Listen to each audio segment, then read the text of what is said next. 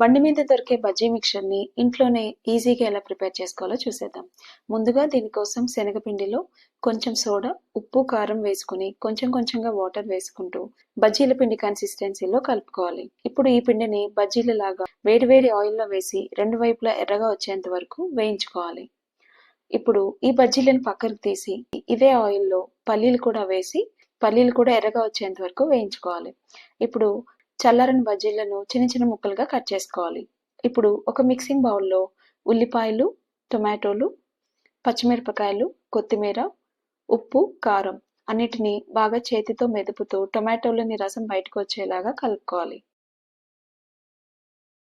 ఇప్పుడు దీంట్లో ముక్కలుగా కట్ చేసుకున్న బజ్జీలను కూడా వేసి చేతితో మెదుపుతూ బాగా కలుపుకోవాలి. ఇప్పుడు దీంట్లో నిమ్మరసం కూడా వేసి అంతా బాగా మిక్స్ చేసుకోవాలి.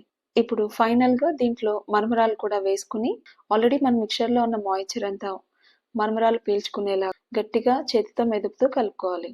ఇప్పుడు ఉప్పు కారాన్ని అడ్జస్ట్ చేసుకుని లాస్ట్లో పల్లీలను కూడా యాడ్ చేసుకుని కొత్తిమీరతో గార్నిష్ చేసుకోవాలి.